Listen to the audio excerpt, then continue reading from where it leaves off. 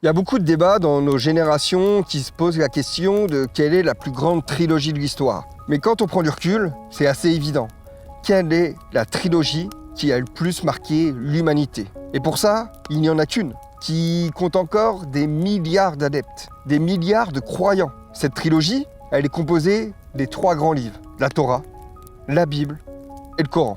Alors personnellement, moi je suis agnostique. Ça veut dire que je ne sais pas. Je ne sais pas si Dieu existe, je ne sais pas s'il n'existe pas, mais il n'influe pas sur ma vie. Par contre, je suis fasciné par le concept de Dieu et tout ce qu'il a engendré dans notre monde. Des religions, des monuments, des guerres. Et en prenant du recul, encore une fois, on peut se poser la question de est-ce que Dieu au final n'est pas qu'une représentation de nos peurs, de nos espoirs, de notre besoin de sens. Mais avant de vous braquer avec cette vision, essayons de garder l'esprit ouvert et laissez-moi vous raconter un petit peu ce que tout ça raconte. Le premier livre qui est apparu est donc la Torah, fondement du judaïsme, écrite entre le 12e et le 5e siècle avant Jésus-Christ, où elle présente Dieu comme un législateur et un juste. Il donne les 10 commandements, il est transcendant, au-dessus de tout, mais aussi immanent. Il agit dans l'histoire, il est là. Et il a un pacte spécial avec un peuple, le peuple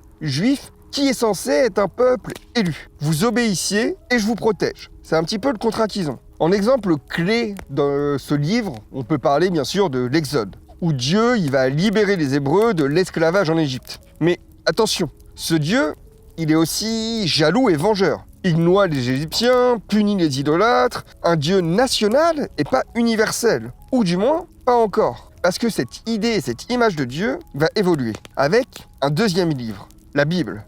La Bible est composée de 2 textes fondamentaux, l'Ancien Testament et le Nouveau Testament. L'Ancien Testament reprend la Torah et les règles, les valeurs, la vision du bien et du mal inscrites et enseignées dans la Torah. Et là, Dieu par contre change de visage. Dans l'Ancien Testament, il reste un juge, mais il devient aussi un père. Et ensuite, dans le Nouveau Testament, il prend encore une autre image, une autre valeur, un autre symbole, celui de l'amour et du sacrifice, vu que Jésus va mourir pour les péchés humains. Le problème qu'on a, c'est que le Nouveau Testament, il est écrit 70 ans après la mort de Jésus. Donc c'est-à-dire qu'entre sa mort et l'écriture, il a été, entre guillemets, du téléphone arabe, de la transmission orale, sans écrit précis. Entre-temps, cette parole elle a certainement été déformée, avec des risques qui ont fait que, du coup, il a marché sur l'eau. Ou d'autres phénomènes surnaturels qui posent clairement une question sur la véracité de ces dires. Résultat, les 4 évangiles ne nous racontent pas la même chose. Dans celui de Matthieu, Jésus est un roi juif. Dans celui de Jean, Jésus est Dieu incarné. Et dans celui de Thomas, par exemple, Jésus est un maître de sagesse. Ainsi, on peut se poser la question, mais qui a raison ? Peut-être que c'est juste des versions qui sont racontées sur les 70 ans. On a mis les 4 et on prend ce qu'on aime dans ces 4 discours. Alors peut-être que le discours de base était plus proche de celui de Thomas, un maître de la sagesse, qui est l'hypothèse la plus rationaliste, mais qui a été déformé, comme je vous ai dit, au fur et à mesure de la transmission orale. Ensuite vient le 3e livre, le Coran.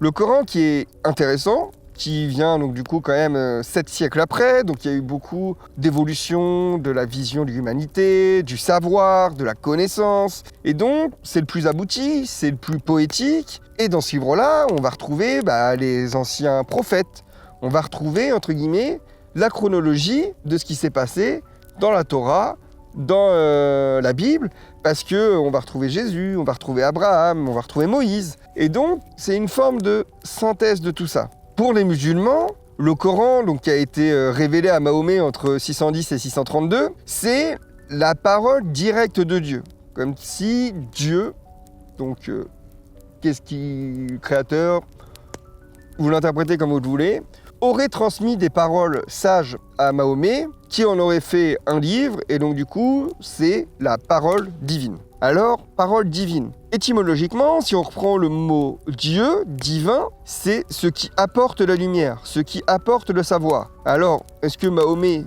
était un éclairé qui a apporté la connaissance et le savoir? D'où il l'a sorti? Alors, peut-être d'un créateur, à vous de me dire comment vous en pensez. Je suis hyper curieux d'avis de croyants véritables en Dieu créateur, être supérieur, etc. Mais déjà, ce que j'aime bien personnellement dans le Coran, dans cette image de Dieu, c'est qu'il ne le personnifie pas en tant qu'homme. Dieu est surnaturel, il est au-dessus de nous, bien évidemment quand même, mais il n'est pas humanoïde, je dirais. Il est juste, il juge, mais avec miséricorde. Il est omnipotent, c'est-à-dire que rien ne lui échappe, il arrive à tout interpréter, tout voir. Et ils ont quelque chose qui m'intéresse énormément dans le Coran, qui s'appelle les hadiths. Ce sont des récits autour de Mahomet, classés par fiabilité. C'est-à-dire qu'ils ont un classement, un petit peu comme on ferait en sciences, où il y a 3 grades, et on fait, ok, ça on pense que c'est vrai, ça moyennement vrai, ça on pense que c'est un peu du bullshit. Mais dans ces hadiths, du coup, on retrouve l'histoire des 72 houris, donc les 72 vierges, qui, elle, est considérée très faible. Et pourtant, c'est une des connaissances où, moi, en étant pas croyant, pas musulman, pas d'origine arabe, parce que c'est quand même dans ces pays-là, ou même indonésienne, où ces textes sont les plus diffusés, bah, c'est un truc que j'ai entendu, oui, en effet, les musulmans, quand ils meurent, ils arrivent au paradis, il y a 72 vierges. Alors que, si tu t'intéresses réellement au texte, c'est un truc qui est pas fiable, entre guillemets. Ça veut dire que historiquement, il y a très peu de chances que, une, ça soit vrai, et que deux, que les musulmans croient en ça. Le Coran, c'est en gros une version corrigée des révélations précédentes. Comme si on avait eu une analyse un petit peu extérieure pour voir. Sachant qu'on l'oublie, mais le monde arabe, donc arabo-musulman, a permis des avancées extraordinaires. Avec Avicenne, Ibn Sina, il me semble, en arabe, ou encore Omar al-Khayyam, ou Al-Khwarizmi, du coup, qui sont des scientifiques qui ont fait avancer les mathématiques, la médecine, etc.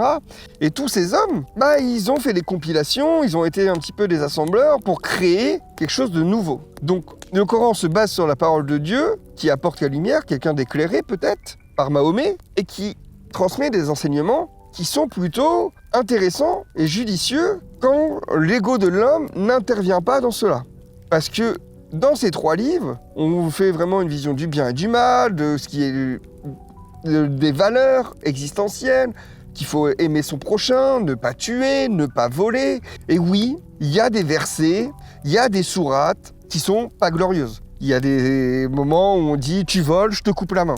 Parce qu'on est dans un contexte qu'il faut remettre, c'est-à-dire une époque où la torture est acceptée, où la décapitation est acceptée, où la guerre fait rage. Excusez-moi, je suis en train de mourir là. Et donc, c'est hyper intéressant pour quelqu'un qui n'est pas croyant de lire ces textes et d'essayer de comprendre la valeur qu'ils essaient de transmettre. Au-delà de cette trilogie, il y a aussi eu d'autres visions du monothéisme dont on entend beaucoup moins parler, comme par exemple le zoroastrisme, avec Ahura Mazda, qui était une religion, par exemple, suivie par Alexandre le Grand, que vous connaissez certainement, donc macédonien, qui a conquis une grande partie de l'Europe jusqu'à l'Asie, le bassin méditerranéen, donc dès l'âge de 17 ans, qui avait comme professeur Aristote, donc qui a été très éduqué à la philosophie, à l'éthique, et qui avait une morale très importante, et qui était un très grand stratège, grâce justement aux apprentissages qu'il avait, et aux croyances qu'il avait autour du zoroastrisme et des valeurs transmises par cette religion.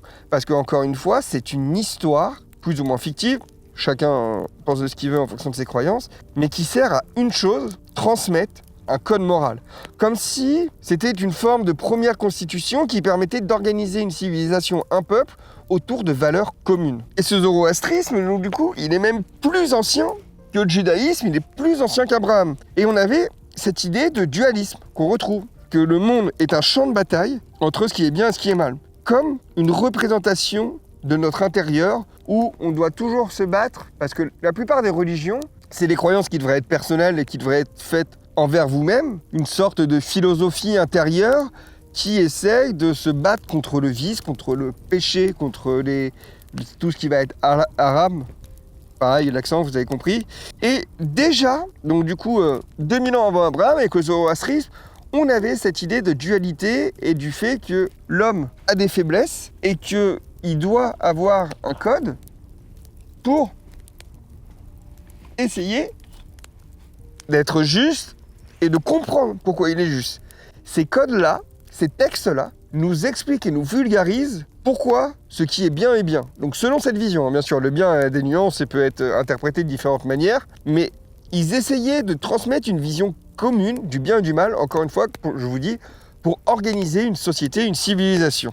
On peut parler aussi d'autres religions qui représentent encore plus ce combat intérieur, comme le bouddhisme, où Dieu existe presque pas au final dans le bouddhisme. Bouddha, donc Siddhartha Gautama, était un homme qui a atteint l'éveil et qui a enseigné simplement le chemin pour y parvenir. Pas de créateur, l'univers n'a pas besoin de Dieu parce que l'univers est un karma, tes actions déterminent ton futur et ce que le monde te donnera, et le bodhisattva, des êtres éveillés comme les Avalokiteshvara, mais pas des dieux, des gens qui sont éclairés et qui sont plus des guides qu'autre chose. Le bouddhisme montre qu'on peut avoir une spiritualité profonde sans Dieu créateur. Que la spiritualité ne dépend pas de quelque chose qu'on ne comprend pas, qu'on ne voit pas, qu'on imagine, mais qu'elle est à l'intérieur de nous. Le bouddhisme est hyper intéressant parce que c'est une autre vision du concept de Dieu. Et la dernière, récemment créée, on va dire, donc 19e siècle, c'est le baha'isme. Ce courant de pensée, en fait, il essaye de dire que toutes ces religions, elles ont raison. Ces principes, ils sont simples. Petit 1, unité de l'humanité.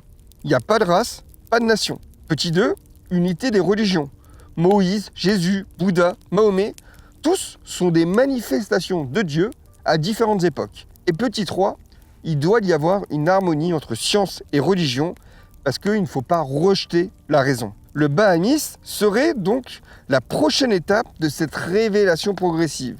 Comme si, au fur et à mesure, on avait des révélations de conscience, de science, de rationalité, parce que l'homme apprend avec le temps.